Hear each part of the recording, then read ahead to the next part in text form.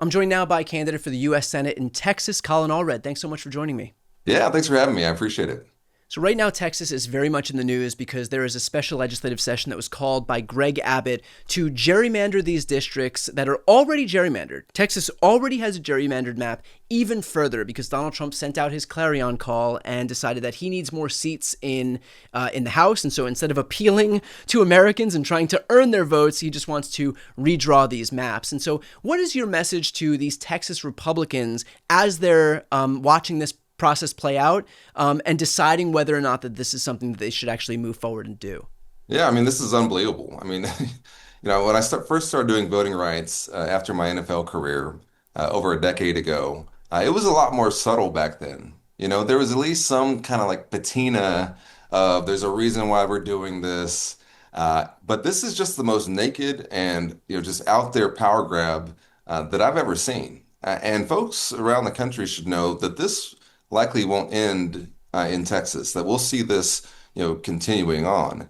And so we have to fight against this. What they're talking about here is dividing up, historical districts that were created, coming out of the Voting Rights Act, or the, Barbara Jordan's old district that she was the first one to hold, and she was the first black woman from the South ever elected to Congress. I mean, they're talking about dividing up communities, silencing voices. Also, they can do what? They want to rig our elections so they can just do another thing like, this, big bust of a bill that they passed and rig our economy. I mean, Yeah. we have to fight this. I will say this, though. I was elected in 2018 by beating a 22-year incumbent Republican in a gerrymandered district that they had gotten, really, aggressive with their gerrymander, trying to get as many seats out of Texas as possible at that time, too. And so this guy who had not had an opponent in the previous election, no Democrat was on the ballot, in a year like 2018, we beat him by nearly 7 points. So they should be very careful when they're thinking about this and understand that, there's a downside to this too. Is this something that you can dig into a little bit? Because this is what's called a dummy mander. So you have a gerrymander that doesn't work as intended and it actually ends up backfiring. Do you think that that's a possibility here? Because you just mentioned 2018. We're seeing that the 2026 midterm cycle has a lot of the same patterns leading up to it as we had before 2018. And so I guess in that sense, do you think that this is a possibility that we might see like ripe for a backfire in terms of what they're doing? I think it is. I mean, we have a saying in Texas, pigs get fat, hogs get slaughtered, So, I mean, there's a chance that you go too far with these things. But my focus is right now is on stopping it. I do think it's Yeah. possible to stop this. I know that my former colleagues, my former Republican colleagues in the House, don't want this. Many of them don't want to have competitive elections. But should they go through with this, I do think that our next challenge then has to be to say, okay, challenge accepted. Then we'll beat you in these gerrymandered districts, and then we'll have. There are, I know, already efforts to try and identify potential candidates to run in some of these seats that they're going to be drawing up. But I do think it's important that we try and stop it from happening in the first place because they're using really sophisticated technology now when it comes to these gerrymanders. And so we can overcome it. We always have to continue to overcome things in Texas. This is a consistent fight for us. But my first and foremost goal is to make sure that Texans know what's happening and also that Americans know what's happening and that this is something that won't end here. And so on that point of it not ending in Texas, there are already efforts by governors in other states. Gavin Newsom has announced in California that California is looking into this as well. What would you say to these governors of other states where there are potential weapons to neutralize what Greg Abbott and the Republican legislature are doing in your state in terms of whether you support those efforts to fight fire with fire? And I'm talking not just California, but we've got New York, New Jersey. I mean, Illinois is already very gerrymandered, even for a Democratic state, but I'm sure there's more seats that they can squeeze out.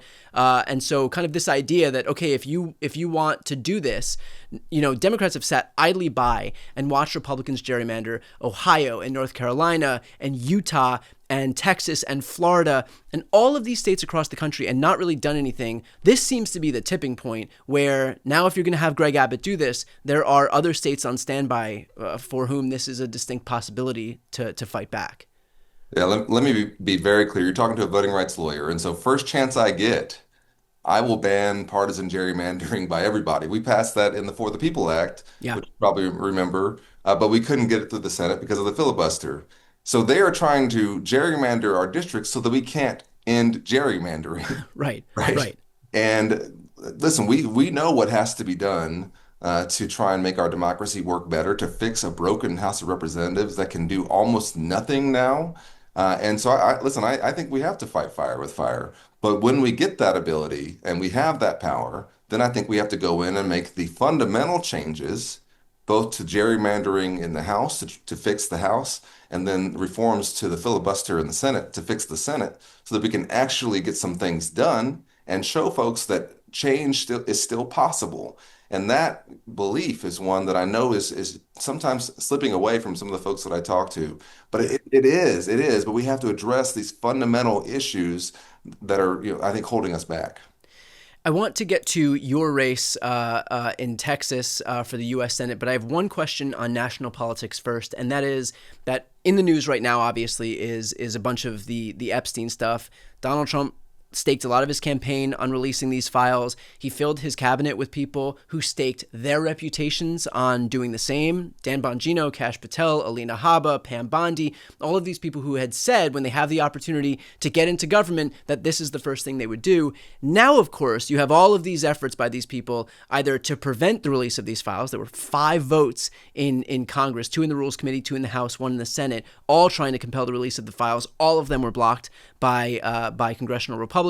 You have Pam Bondi now, instead of releasing the files that she already has access to, is going to the grand jury to try and compel the release of the testimony. That's just a small fraction of what the files would actually show. And so, what's your message to these Trump voters out there, or these independent voters, or even these Democratic voters who saw the importance of exposing the criminality that is contained within these files, that believed Donald Trump would be the person to do it because that's what he said over and over, and yet are now watching him backtrack on his promises out of some what very much seems like self-preservation?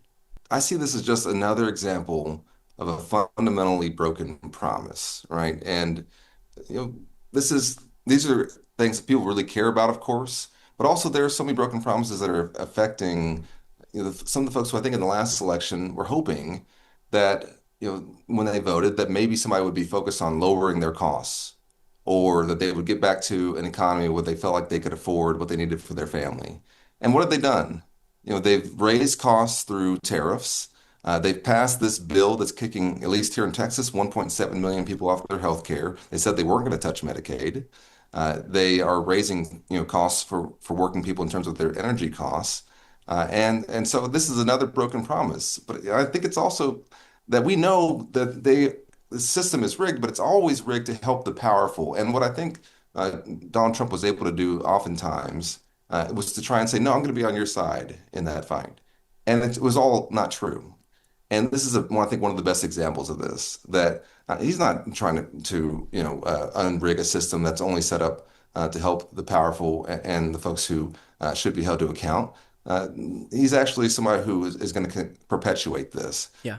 And so I think I do think that we have to keep pushing on this. Listen, if you want to say that the Wall Street Journal's report wasn't true, and apparently that report was drawn from the FBI files, well, guess what? You're the one in charge of it. Release it, and then we'll find out.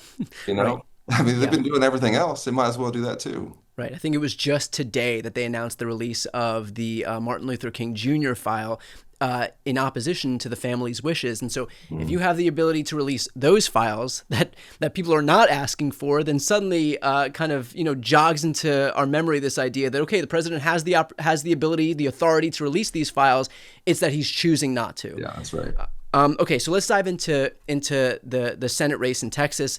Obviously, since 2018, we have seen Democratic candidates get very close to unseating Republican incumbents, and so that raises the obvious question here: is how will this race be different in 2026, given the fact that we got very close but weren't able to do it in 2018 and other races in between then and now? Yeah, listen, I think that every election is obviously separate.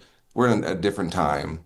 But I also think that what we've seen, from John Cornyn or Ken Paxton, is these are folks who are either, too weak or too corrupt to represent our state. And so we have to keep fighting. And I feel, really strongly about this. I'm a fourth generation Texan. I am so sick and tired of having people who, when I was growing up, we used to call bootlickers, who will not stand up for our state. We have a long Yeah. tradition of elected officials here who you might, know their party, but the first thing you know about them was that they're Texans and they're looking out for Texas first. These folks are the exact opposite. Even when they know something's going to hurt our state, they don't care because they don't have enough of a backbone to stand up.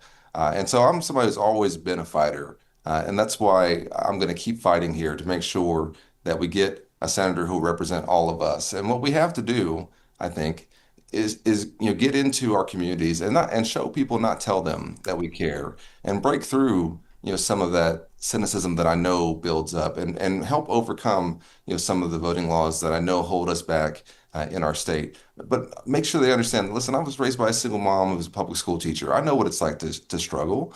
I struggled my entire life to make it into the NFL, to make it into Congress. I want to be a fighter for you. And I know that there are Texans out there who are looking for that message and who are looking for some hope, and we got to give it to them. For years and years and years, you've had Republicans in elected office who've said that we can't be spending money on XYZ because we have to spend it on Americans, that we have to spend it on the people who are already here. Now Republicans have control, and of course, have used their first opportunity not to help Americans, but instead to strip away healthcare to the tune of, hundreds of, almost $1 trillion, food assistance to the tune of $300 billion, taking away energy jobs, firing veterans, whatever it may be, dumping a bunch of money onto ICE enforcement, which ultimately is going to contract our economy.